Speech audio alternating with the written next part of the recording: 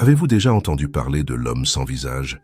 Il s'agit d'une de ces légendes urbaines dont on parle à voix basse dans les coins les plus sombres de la ville, là où la réalité s'estompe et où l'imagination prend le dessus. On dit qu'il se cache dans les miroirs, attendant les âmes curieuses qui osent le convoquer. Et c'est exactement ce que nous avons fait. 3 amis stupides à la recherche d'un frisson qui a tourné au cauchemar. Tout a commencé, assez innocemment, par un samedi soir pluvieux. Jenna, Matt et moi étions blottis dans le sous-sol de Matt, entourés de bougies vacillantes et de la lueur sinistre de nos smartphones. Jenna, toujours aussi aventureuse, avait déniché un vieux fil de discussion sur la légende. « Les gars, écoutez ça », dit-elle, sa voix dépassant à peine un murmure. « L'homme sans visage apparaît si vous vous tenez devant un miroir à minuit pile et que vous prononcez son nom 3 fois. » Matt gloussa nerveusement et me regarda. « Allez, Jess, tu ne crois pas à ce genre de choses, n'est-ce pas? Les légendes urbaines ne sont que des histoires, Matt. Mais au fond de moi, un frisson me parcourut. L'idée d'invoquer une entité de l'autre côté du miroir avait quelque chose de troublant. Jenna, toujours impulsive, nous a convaincus que ce serait amusant, une montée d'adrénaline. Nous avons donc installé le vieux miroir en pied dans le sous-sol faiblement éclairé, l'heure avançant vers minuit. Au fur et à mesure que les secondes s'égrenaient, j'ai senti un nœud se resserrer dans mon estomac. L'air devenait lourd d'anticipation, les bougies vacillantes projetant des ombres inquiétantes sur les murs.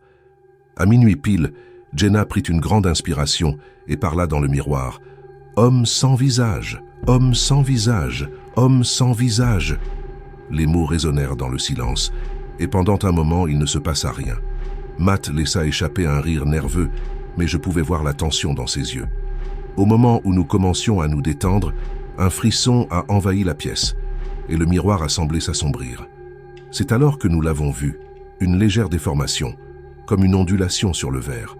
Les yeux de Jenna s'écarquillent, sa voix tremble. Avant que quiconque puisse répondre, les lumières se sont mises à clignoter et une rafale de vent froid a balayé le sous-sol. La panique s'est emparée de nous lorsque nous avons réalisé que nous n'étions plus seuls dans cette pièce. L'atmosphère avait changé, chargée d'une présence inquiétante. « Nous n'aurions pas dû faire ça », marmonna Matt, sa voix à peine audible par-dessus le vent qui se levait. Mais il était trop tard. L'homme sans visage avait été invoqué, et maintenant il nous observait, attendant dans les ombres au-delà du miroir. Les jours qui suivirent notre invocation malheureuse furent remplis d'un silence tendu entre nous. Aucun de nous ne voulait l'admettre à voix haute, mais nous le sentions tous, la présence persistante de l'homme sans visage. Ce n'était plus seulement une histoire, c'était une réalité qui hantait chacune de nos pensées. Le sommeil devenait insaisissable tandis que les cauchemars nous assaillaient.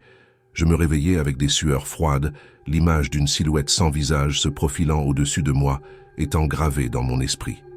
Jenna, toujours résiliente, essayait d'en faire abstraction pendant la journée, mais ses yeux trahissaient sa peur quand elle pensait que personne ne regardait. « Il faut faire quelque chose », dit-elle finalement un après-midi, brisant le silence pesant qui s'était installé entre nous comme un brouillard. Matt et moi avons échangé des regards inquiets. « Comme quoi ?»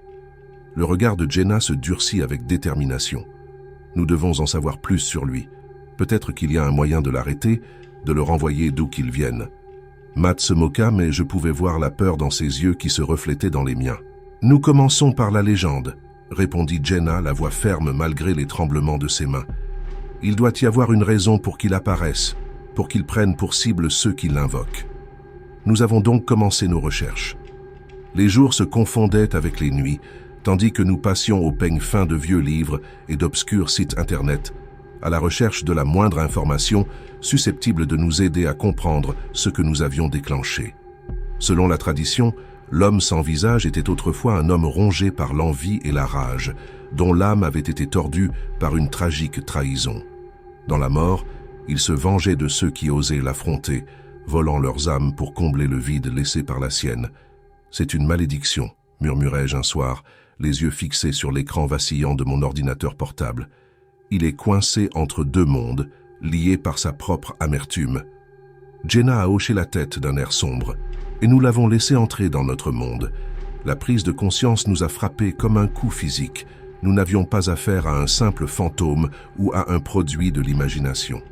L'homme sans visage existait bel et bien, et il nous chassait, se nourrissant de notre peur et de nos regrets. Alors que la nuit tombait une fois de plus, projetant de longues ombres dans la pièce, je ne pouvais me défaire du sentiment que nous étions observés, qu'il était là, attendant le moment parfait pour frapper à nouveau. Nous étions loin de nous douter que notre voyage au cœur de la légende ne faisait que commencer, et que les ténèbres qui nous attendaient étaient bien plus profondes que nous n'aurions jamais pu l'imaginer. À chaque instant, nous avions l'impression de marcher sur une corde raide, de vaciller sur le fil de la raison. La peur était suffocante, un compagnon constant qui s'accrochait à nous, murmurant des doutes et alimentant notre paranoïa.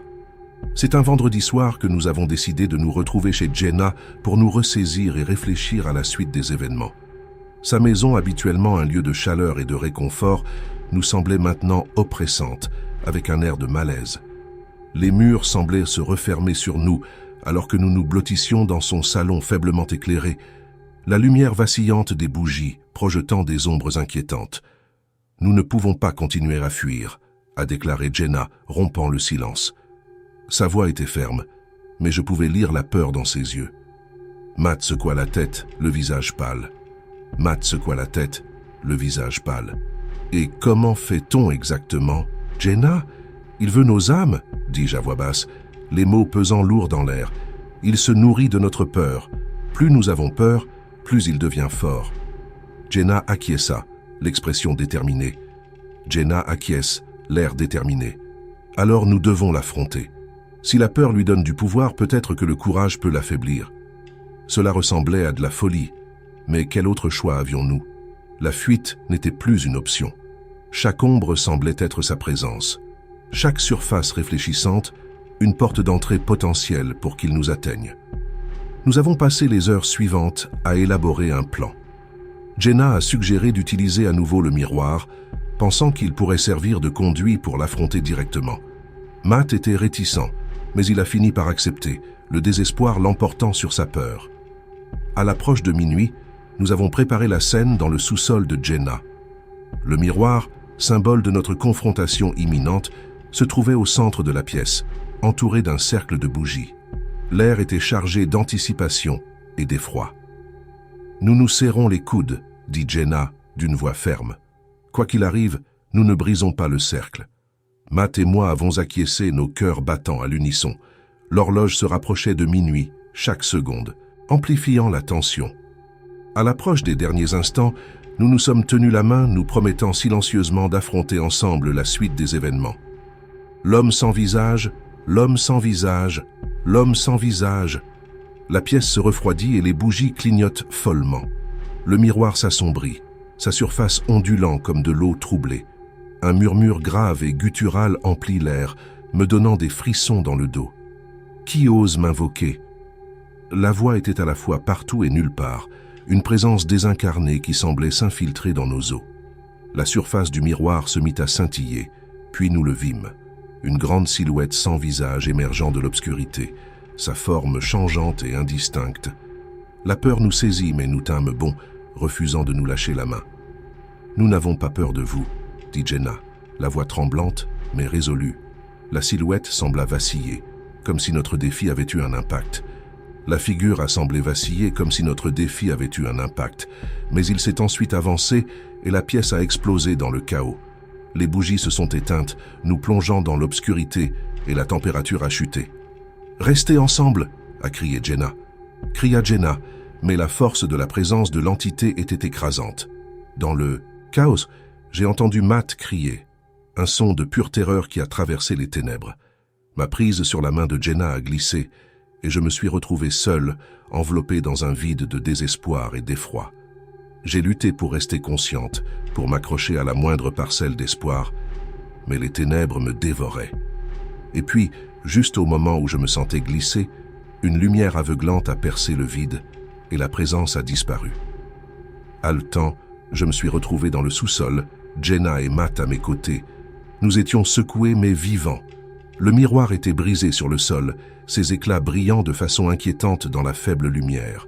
« Nous l'avons fait », murmura Jenna, des larmes coulant sur son visage. « Nous l'avons affronté.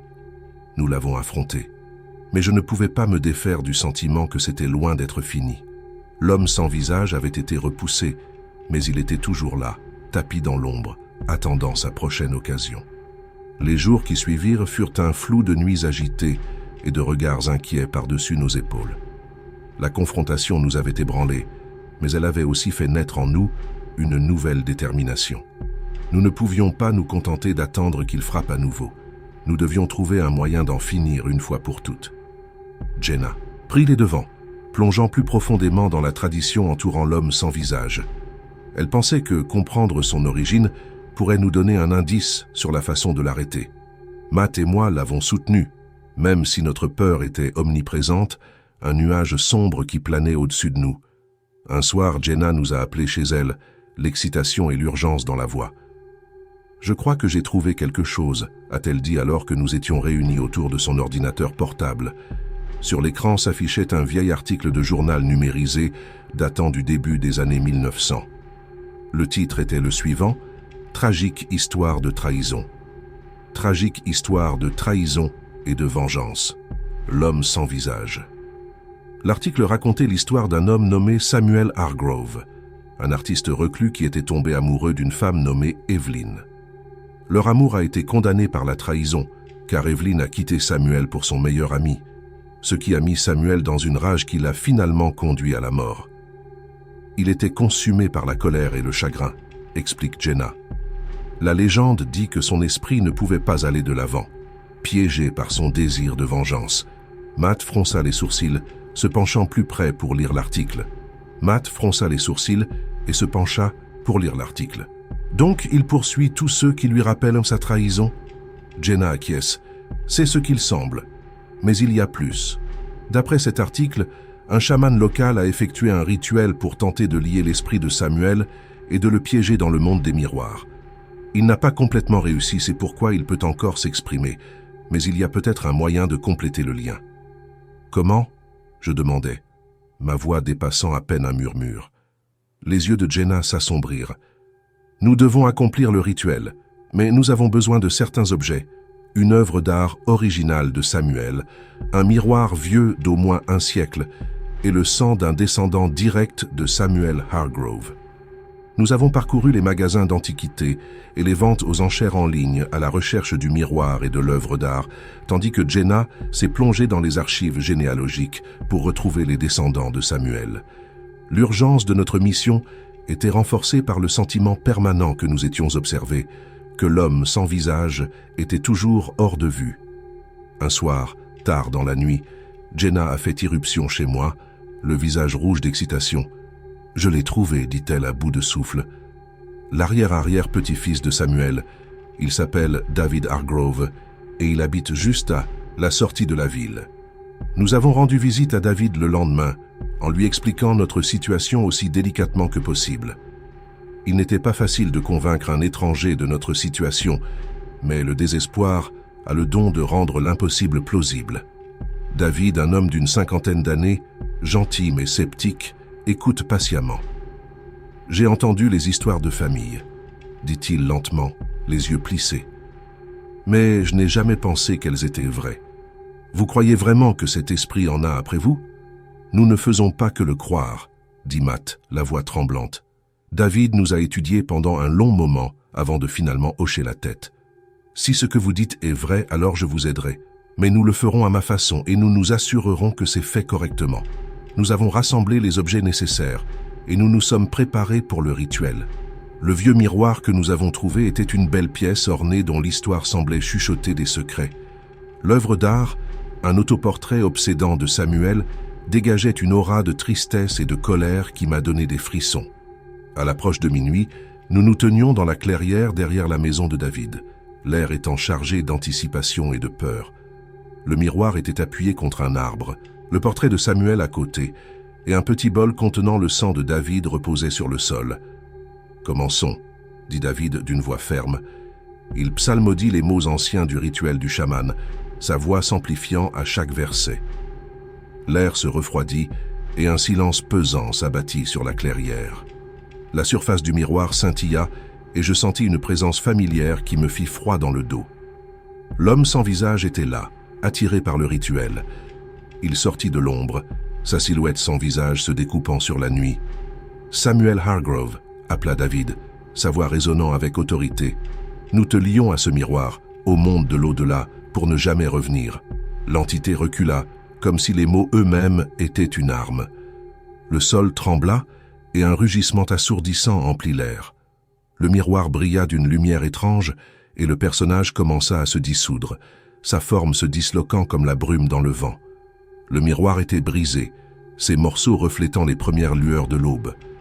Nous sommes restés là dans un silence stupéfait, le poids de ce que nous avions fait s'installant sur nous. « Nous avons réussi », a murmuré Jenna, des larmes coulant sur son visage. Mais alors que je regardais les morceaux brisés, un doute persistant me rongeait. Avons-nous vraiment mis fin à la situation? Ou avions-nous simplement gagné du temps?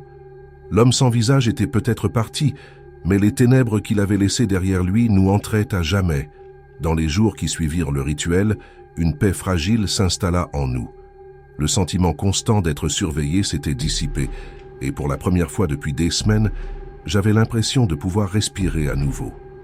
Nous avons repris nos activités habituelles, essayant de retrouver un semblant de normalité. Un soir, Jenna, Matt et moi avons décidé de nous retrouver dans notre lieu de rendez-vous habituel, un café confortable à la périphérie de la ville. L'environnement familier et le bavardage réconfortant des clients nous ont apporté une distraction bien nécessaire. Jenna a été la première à rompre le silence qui s'était installé entre nous. « Tu crois que c'est vraiment fini ?» a-t-elle demandé, sa voix étant à peine audible dans le brouhaha de la conversation. Matt a haussé les épaules, remuant son café distraitement. Matt haussa les épaules, remuant distraitement son café, comme si l'air était plus léger. Mais je m'attends toujours à le voir dans chaque surface réfléchissante. C'est difficile de se débarrasser de la peur. Même si nous avons accompli le rituel, je ne peux pas m'empêcher de penser qu'il est toujours là à attendre. Jenna soupire, l'expression troublée. David a dit que le rituel aurait dû le lier de façon permanente, mais si nous avions raté quelque chose, et s'il y avait plus que ce que nous savons. Alors que la conversation commençait à s'assombrir, David est entré dans le café et nous a tout de suite repérés. Il s'est dirigé vers notre table, un air sérieux sur le visage. « J'ai fait quelques recherches supplémentaires », a-t-il dit sans préambule, en s'asseyant à côté de Jenna.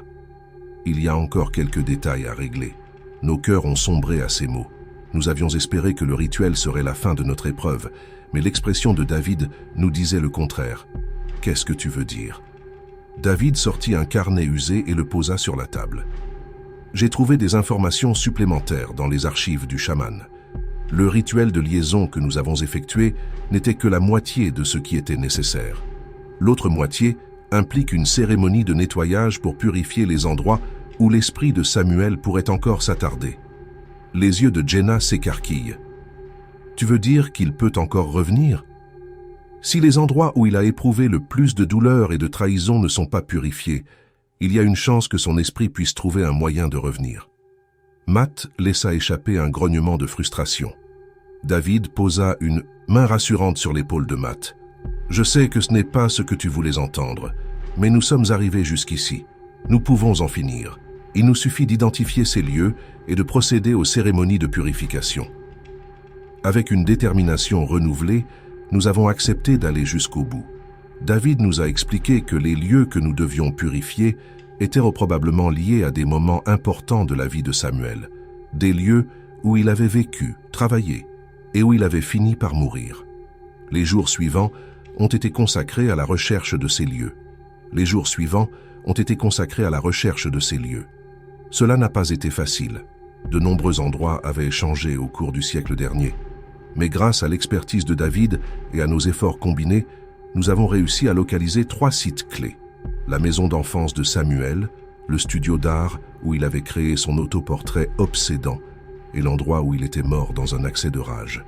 Le premier site que nous avons visité était la maison d'enfance de Samuel, aujourd'hui une structure délabrée, située à la périphérie de la ville. L'air autour de la maison était lourd de chagrin, comme si les murs même gardaient la mémoire du passé tragique de Samuel. David nous a guidés tout au long du rituel de purification, de sa voix posée et calme, tandis qu'il psalmodiait les mots anciens. Nous avons saupoudré du sel et de la sauge autour du périmètre de la maison, la fumée s'élevant en vrille délicate. L'atmosphère oppressante a commencé à se dissiper et j'ai senti un étrange sentiment de paix s'installer dans la propriété. Il avait été transformé en un loft branché, mais des vestiges de l'époque où Samuel y travaillait subsistaient encore. Nous avons répété le rituel, l'air s'éclaircissant à chaque chant et saupoudrage de sauge. Lorsque nous avons terminé, le studio semblait plus léger, comme si un fardeau avait été enlevé de ses murs. Le dernier endroit était le plus intimidant, le lieu où Samuel était mort. C'est maintenant un parc tranquille, un endroit serein qui semble en contradiction avec l'histoire violente qu'il dissimule. David commença le rituel de purification, d'une voix ferme. Mais alors que nous atteignions le point culminant de la cérémonie, une soudaine rafale de vent a traversé le parc, éteignant nos bougies et dispersant la sauge. Un frisson m'a parcouru l'échine et j'ai jeté un coup d'œil à Jenna et à Matt, voyant ma propre peur se refléter dans leurs yeux. L'expression de David était sombre, mais il n'a pas faibli. « Restez concentrés », m'a-t-il dit. Nous avons rallumé les bougies et repris le chant, nos voix se mêlant à celles de David. Le vent hurle autour de nous, mais nous tenons bon. Lentement, le sentiment d'oppression a commencé à s'estomper, remplacé par une présence calme et apaisante. Lorsque le rituel s'est enfin achevé, nous sommes restés en silence, absorbant la signification de ce que nous avions fait. L'air autour de nous était immobile, et pour la première fois, j'ai ressenti un véritable sentiment d'apaisement. « C'est fini », a dit David doucement, la voix remplie de soulagement. En quittant le parc, un poids s'est détaché de mes épaules. Les ténèbres qui nous avaient hantés pendant si longtemps semblaient s'être dissipées, remplacées par un nouveau sentiment d'espoir. Nous avions affronté l'homme sans visage et en étions sortis victorieux, mais cette expérience nous avait changés à jamais. Les semaines qui ont suivi ont été un répit bienvenu par rapport à la peur et à l'anxiété constante qui nous avaient assaillis. La vie a repris son cours normal, et pour la première fois depuis ce qui nous a semblé être une éternité, nous avons pu rire et sourire sans que l'ombre de la peur ne plane sur nous. Jenna, Matt et moi sommes devenus plus proches que jamais, notre épreuve commune ayant forgé un lien qui nous a semblé indéfectible. David est resté en contact, prenant régulièrement de nos nouvelles et s'assurant que nous faisions tous face aux conséquences. Les rituels avaient fonctionné et l'homme sans visage semblait n'être plus qu'un sombre souvenir. Mais la paix peut être trompeuse et la complaisance dangereuse. Un soir, alors que je m'installais pour une nuit tranquille à la maison, on frappa soudain à la porte, ce qui me fit sursauter. J'ai ouvert et j'ai trouvé Jenna debout, le visage pâle et les yeux écarquillés par la peur. « Jess, il faut que tu viennes avec moi », a-t-elle dit, la voix tremblante. Mon cœur a sombré et j'ai attrapé mon manteau, la suivant jusqu'à la voiture où Matt l'attendait déjà. « Qu'est-ce qui se passe ?» Jenna se mordit la lèvre et jeta un coup d'œil à Matt avant de répondre. « David a appelé. Il a trouvé quelque chose qu'il pense que nous devons voir. » Le trajet jusqu'à la maison de David était tendu, rempli de craintes non exprimées et de regards anxieux. Lorsque nous sommes arrivés, David nous a accueillis à la porte, l'air grave. Il nous fait entrer dans son bureau, où une collection de vieux documents et de photographies est étalée sur la table. « J'étais en train d'éplucher les archives du chaman », explique-t-il, la voix lourde d'inquiétude. « J'ai trouvé des références à une autre entité, quelque chose d'encore plus malveillant que l'esprit de Samuel. » Il montra une photographie délavée d'une vieille statue usée par les intempéries, dont les traits se tordaient dans une expression grotesque. Cette statue représente un être connu sous le nom de Harbinger, une force obscure dont on dit qu'elle se réveille lorsque des rituels puissants sont accomplis. Tu penses que nous avons réveillé ce Harbinger lorsque nous avons effectué les rituels de purification? C'est possible. Les notes du chaman mentionnent que le Harbinger se nourrit de l'énergie libérée lors d'événements spirituels puissants. Si c'est vrai, nous avons peut-être échangé un cauchemar contre un autre. Le visage de Matt pâlit et il s'enfonça dans une chaise. Qu'est-ce qu'on fait maintenant? David secoue la tête. Je poursuis mes recherches, mais cette entité est différente. Elle n'est pas liée à une personne ou à un lieu précis. C'est une force de pure malveillance, attirée par la peur et la souffrance. La salle est devenue silencieuse, tandis que nous absorbions la gravité de la situation. Alors que nous pensions être libres, une autre menace, plus sombre, se profilait à l'horizon. Nous ne pouvons pas rester assis ici et attendre qu'ils s'en prennent à nous, déclare Jenna d'une voix très résolue. David la regarde, une pointe d'admiration dans les yeux. David la regarda, un soupçon d'admiration dans les yeux. Les notes du chaman font référence à des signes de protection et à des sceaux. Nous avons passé les jours suivants à travailler fiévreusement à la création de ces protections, inscrivant d'anciens symboles sur des parchemins et les plaçant autour de nos maisons. Le processus était méticuleux, chaque coup de crayon rempli d'espoir et de désespoir, et un calme inquiétant s'est installé. Les pupilles semblaient nous apporter un sentiment de sécurité, une barrière contre les ténèbres qui s'approchaient. Une nuit, alors que je me couchais, les ombres ont semblé s'épaissir, se pressant de tous côtés. L'air était lourd et un sentiment d'inquiétude envahissait la pièce. J'ai attrapé la pupille sous mon oreiller, la serrant fermement comme si elle pouvait tenir les ténèbres à distance. Le sommeil m'a échappé, mon esprit étant rempli d'images du Harbinger, ses traits tordus hantant mes rêves. Je me réveillais en sueur froide, la chambre étrangement silencieuse. Le désespoir me poussa à appeler Jenna et Matt. J'avais besoin d'entendre leur voix, de savoir que je n'étais pas seul dans cette situation. Nous avons parlé à voix basse, mettant nos peurs à nu et cherchant le réconfort dans la présence de l'autre. « Nous allons nous en sortir », a dit Jenna, la voix pleine de détermination. « Nous avons connu pire et nous avons survécu. » La voix de Matt était tremblante mais résolue. « Nous devons y croire. Nous sommes allés trop loin pour abandonner maintenant. » Alors que nous mettions fin à l'appel, une nouvelle détermination m'envahissait. Nous avions affronté l'homme sans visage et nous avions survécu. L'avant-coureur était un nouveau défi, mais nous étions plus forts maintenant, liés par nos expériences communes et la certitude que nous pouvions tout surmonter ensemble. Les jours se sont transformés en semaines et les protections semblaient tenir bon. La présence oppressante qui m'avait hanté commença à s'estomper, remplacée par un optimisme prudent.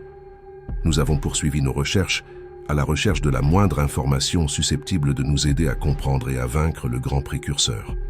Un soir, alors que nous étions réunis chez David pour faire le point sur nos découvertes, on frappa à la porte, ce qui nous fit sursauter. David l'ouvrit et découvrit une femme âgée et frêle, qui se tenait sous le porche, les yeux remplis d'un mélange de tristesse et d'espoir. « J'ai entendu dire que vous vous interrogiez sur le Harbinger », dit-elle d'une voix chevrotante. « Je peux vous aider, mais vous devez être prêt à affronter la vérité. » La vérité dont elle parlait était une toile sombre et enchevêtrée, mais c'était un fil que nous devions suivre si nous espérions mettre fin au cauchemar une fois pour toutes. La vieille femme se présenta sous le nom d'Agnès. Sa présence était éthérée, presque d'un autre monde, et ses yeux portaient le poids d'innombrables vies. Elle se déplace avec une grâce frêle et prend place dans le salon de David. Ses mains tremblent légèrement tandis qu'elle boit une gorgée du thé offert par Jenna. « J'ai passé ma vie à étudier l'occultisme », commence Agnès, d'une voix douce mais ferme. « Le messager est une entité ancienne qui se nourrit de la peur et du chaos. Il est plus ancien que n'importe quel esprit ou fantôme que vous avez rencontré. Pour le vaincre, il vous faut plus que des sorts et des rituels, il vous faut de la compréhension. » Nous avons écouté attentivement Agnès nous raconter les origines de l'Annonciateur.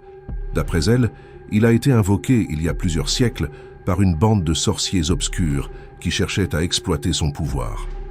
L'entité a été liée et contrôlée pendant un certain temps, mais sa malveillance inhérente s'est avérée trop grande. Elle s'est libérée, consumant ses invocateurs et faisant des ravages depuis lors. Pourquoi les notes du chaman ne mentionnent-elles rien de tout cela? Matt demanda, la frustration se faisant sentir dans sa voix. Le chaman connaissait sans doute l'existence de Harbinger, mais il a choisi de ne pas le documenter complètement, craignant que la connaissance de sa véritable nature n'incite d'autres personnes à le rechercher, expliqua Agnès. Mais j'ai recueilli des informations de diverses sources au fil des ans pour reconstituer la vérité. David se pencha en avant, les yeux plissés. « Vous avez dit que vous pouviez nous aider. » Agnès posa sa tasse de thé, l'air grave. Agnès a posé sa tasse de thé, l'air grave. On ne peut pas détruire le messager au sens classique du terme, mais on peut le bannir et le sceller à l'écart. Pour cela, il vous faut 3 choses, le sigil de liaison, le cœur du phénix et un récipient pour contenir son essence. Le sigil de liaison était un ancien symbole dont on disait qu'il avait le pouvoir de lier même les entités les plus puissantes. Le cœur du phénix, une gemme légendaire imprégnée du pouvoir de renaissance et de purification, était censé amplifier le pouvoir du sigil. Et le récipient, un objet capable de contenir l'essence de Harbinger, devait pouvoir résister à une immense pression spirituelle. Trouver ces objets n'était pas une mince affaire, mais nous avions déjà fait face à des obstacles insurmontables. Nous nous sommes répartis les responsabilités. Jenna et moi chercherions le sigil de liaison, Matt et David chercheraient le cœur du phénix, et Agnès préparerait le récipient, une boîte sculptée de façon complexe et tapissée de runes protectrices. Notre voyage commença le lendemain matin. Jenna et moi nous sommes plongés dans les archives de la bibliothèque locale, cherchant dans les textes et manuscrits anciens la moindre mention du sigil de liaison. Ce fut une tâche éreintante, les heures s'écoulant au fil des tomes poussiéreux et des parchemins fragiles. Alors que l'épuisement commençait à se faire sentir, les yeux de Jenna s'illuminèrent. « J'ai trouvé !» s'exclama-t-elle en montrant une illustration dans un livre relié en cuir. Le sigil de liaison était un symbole complexe, dont les lignes et les courbes formaient un motif qui semblait vibrer d'énergie. Le livre contenait des instructions pour dessiner le sigil, ainsi qu'un historique détaillé de sa création. Le livre contenait des instructions pour dessiner le sigil, ainsi que l'histoire détaillée de sa création. Il avait été conçu par un groupe d'anciens mystiques qui cherchaient à protéger le monde des forces obscures. Avec les instructions en main, nous sommes retournés chez David, impatients de partager notre découverte. Matt et David avaient également progressé dans leur recherche d'un collectionneur qui prétendait posséder le cœur du phénix. La gemme était d'un prix exorbitant, mais nous avons mis nos ressources en commun et avons négocié un accord. Sa teinte rouge-feu semblait briller d'une lumière intérieure, et en le tenant dans mes mains, je sentais une chaleur qui irradiait tout mon être. Agnès, quant à elle, avait terminé la fabrication du récipient, une boîte ornée de runes et de symboles de protection. Elle expliqua que le récipient attirerait l'essence de l'annonciateur en lui-même, où il serait contenu et rendu impuissant. À la tombée de la nuit, nous nous sommes rassemblés dans le salon de David, les outils pour notre confrontation finale étalés devant nous. Agnès nous a expliqué le rituel d'une voix calme et rassurante. Nous devions dessiner le sigil de l'attachement sur le sol, placer le cœur du phénix en son centre et réciter l'incantation qui convoquerait l'annonciateur. Les mains tremblantes, nous avons commencé. Le sigil prit forme sur le sol, ses lignes brillant faiblement à la lumière des bougies. Nous plaçâmes le cœur du phénix en son centre, la gemme pulsant d'une lumière ardente. Lorsque les derniers mots quittèrent nos lèvres, l'air devint froid et un bourdonnement profond et résonnant emplit la pièce. Le gardien apparut, sa forme grotesque se tordant et se tortillant à mesure qu'il émergeait de l'ombre. Sa présence était écrasante, une obscurité suffocante qui nous oppressait de toutes parts, mais nous avons tenu bon, nous concentrant sur le sigil et le cœur du phénix. La lumière de la gemme s'intensifia, sa chaleur se répandit dans la pièce repoussant les ténèbres.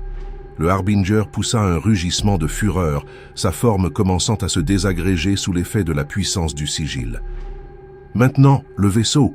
ordonna Agnès, et je me concentrai sur le cœur du phénix. Agnès l'ordonna, et je plaçai soigneusement la boîte ornée au bord du sigil.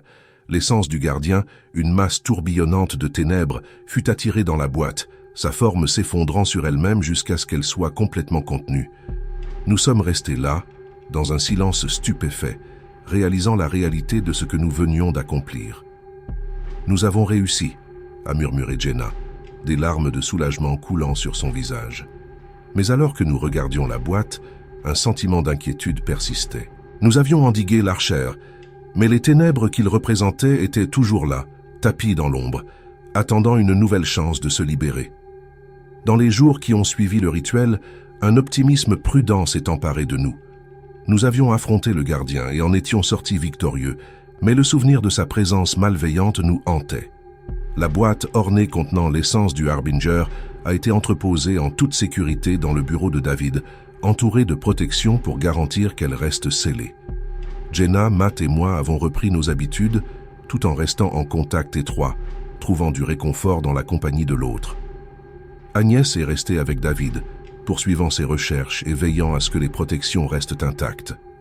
Un soir, Alors que le soleil descendait sous l'horizon, projetant de longues ombres sur la ville, j'ai reçu un appel urgent de David. Sa voix était tendue, remplie d'un mélange d'excitation et d'appréhension. « Jess, il faut que tu viennes.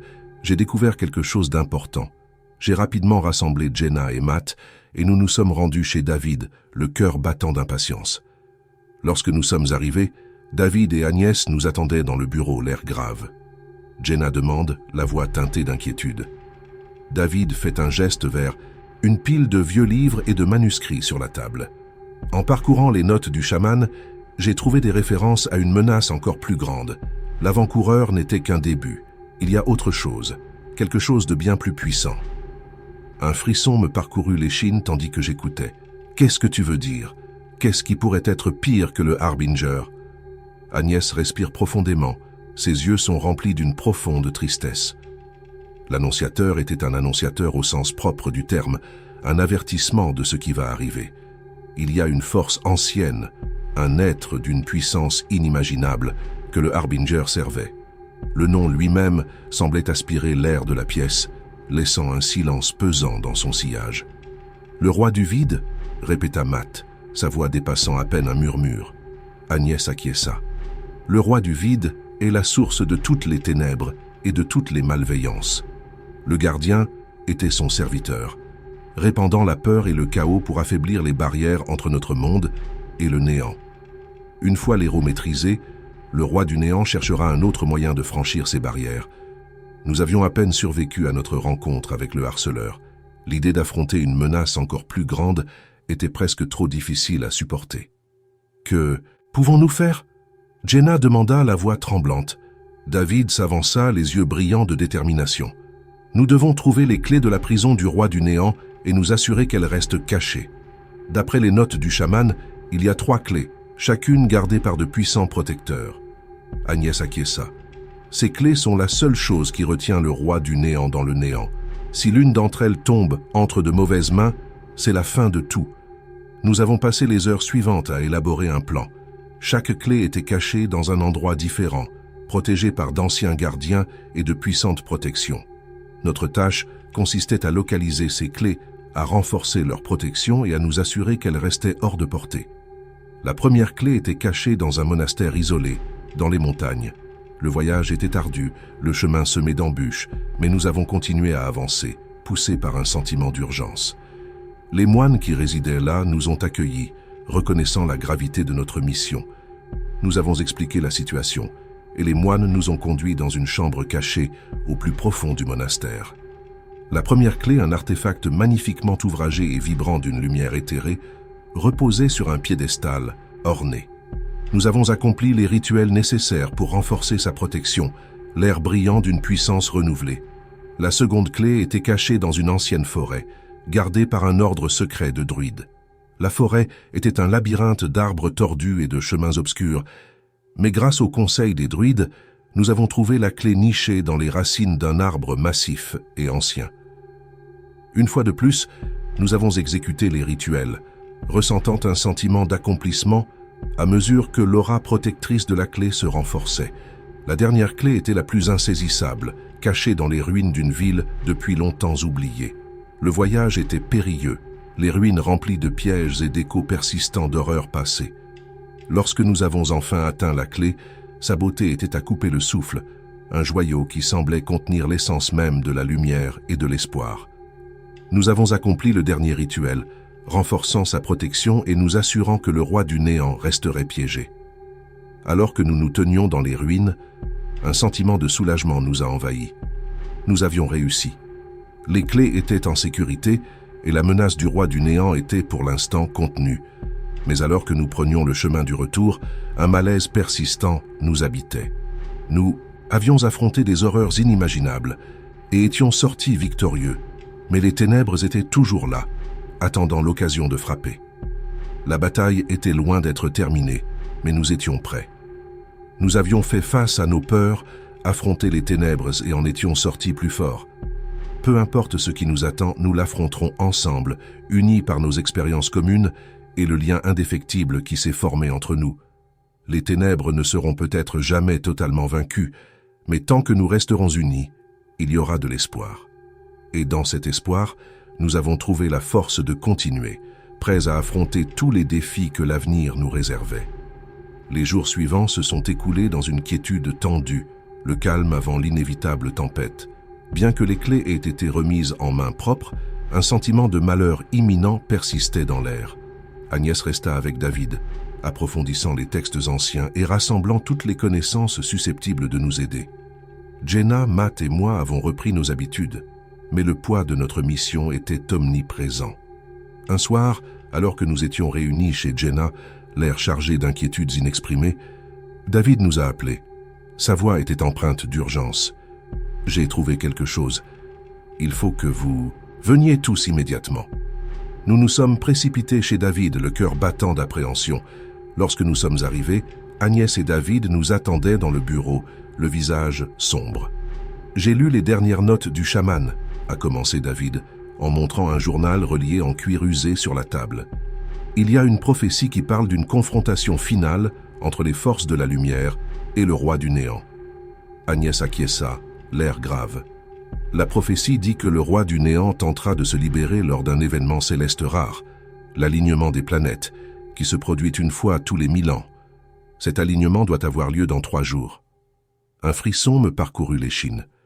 Nous n'avions que 3 jours pour nous préparer à une bataille qui pourrait déterminer le sort de notre monde. Que devons-nous faire? La prophétie parle d'un élu qui possède le pouvoir de sceller définitivement le roi du vide, expliqua Agnès. David posa une main sur l'épaule d'Agnès, les yeux remplis de détermination. Nous devons être prêts. Nous rassemblerons toutes les ressources, toutes les connaissances que nous pourrons trouver. Nous ferons face ensemble. Les jours suivants, nous nous préparons sans relâche. Agnès nous a enseigné des rituels de protection avancés, tandis que David s'est procuré des artefacts anciens qui pourraient nous aider dans la bataille. Jenna, Matt et moi nous sommes entraînés, affinant nos capacités et renforçant notre détermination. La veille de l'alignement céleste, nous nous sommes réunis une dernière fois dans le bureau de David. La pièce était remplie d'objets mystiques, de talismans, de cristaux et d'armes anciennes forgées avec de puissants enchantements. « Nous sommes prêts comme jamais », déclara David, d'une voix calme mais résolue. « N'oubliez pas que nous affrontons cette épreuve ensemble. Quoi qu'il arrive, nous sommes unis. » À l'approche de minuit, l'air devient électrique. Nous nous sommes dirigés vers la clairière où l'affrontement final devait avoir lieu.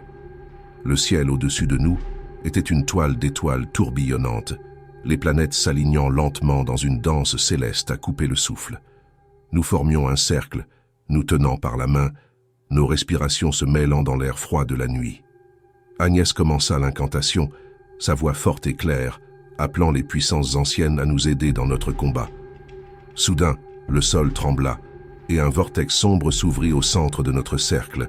Il en sortit le roi du vide, une figure imposante d'ombre et de malice, dont les yeux brûlaient d'un feu d'un autre monde. « Alors, vous pensez pouvoir m'arrêter » résonna la voix du roi du vide, un mélange glacial d'arrogance et de fureur. « Vous n'êtes que de simples mortels, insignifiants dans le grand schéma du cosmos. »« Nous ne vous laisserons pas détruire notre monde » cria Jenna, la voix pleine de défi. Le roi du néant se mit à rire, un son qui me fit frissonner. La bataille qui s'ensuivit ne ressembla à rien de ce que j'avais connu jusqu'alors. L'air crépitait d'énergie, tandis que nous nous battions, nos sorts et nos armes se heurtant à la puissance obscure du roi du néant. Malgré nos efforts, il semblait devenir plus fort, se nourrissant de notre peur et de notre désespoir. Au milieu du chaos, j'ai senti une étrange force d'attraction, une force intérieure qui me guidait. Des souvenirs défilèrent dans mon esprit. Notre première rencontre avec l'homme sans visage, les rituels que nous avions accomplis, les clés que nous avions sécurisées. « Je sais ce que nous devons faire », criai-je à mes amis, ma voix se détachant du brouhaha. « Nous devons combiner nos pouvoirs, les canaliser à travers le cœur du phénix. » Les yeux de David rencontrèrent les miens, la compréhension et la confiance se reflétant dans leur profondeur. « Fais-le, Jess. Nous avons formé un cercle plus serré, canalisant notre énergie dans le cœur du phénix, sa lumière ardente devenant de plus en plus brillante. Le roi du vide poussa un rugissement de défi, mais la force combinée de notre détermination et du pouvoir de la gemme commença à le submerger. Le sol sous nos pieds trembla, et une lumière aveuglante enveloppa la clairière. La forme du roi du néant se tordit, prise dans la déferlante de puissance. Dans un dernier cri, il fut aspiré par le cœur du phénix, la gemme absorbant son essence et le scellant à l'extérieur. Alors que la lumière disparaissait, nous nous effondrâmes sur le sol, épuisés mais victorieux. L'alignement céleste se poursuivait au-dessus de nous. Les étoiles brillaient dans le ciel nocturne. Nous avions réussi. Nous avions affronté l'obscurité ultime et en étions sortis triomphants. Les jours qui ont suivi notre victoire ont été surréalistes. Les jours qui ont suivi notre victoire ont été surréalistes. Le poids de notre réussite pesait sur nous, mélange de soulagement et d'incrédulité. Le monde avait repris son rythme normal, ignorant la bataille cataclysmique qui venait d'avoir lieu. Nous avons repris nos vies, mais une compréhension plus profonde nous liait, une expérience partagée nous distinguait. Jenna, Matt et moi nous retrouvions souvent dans la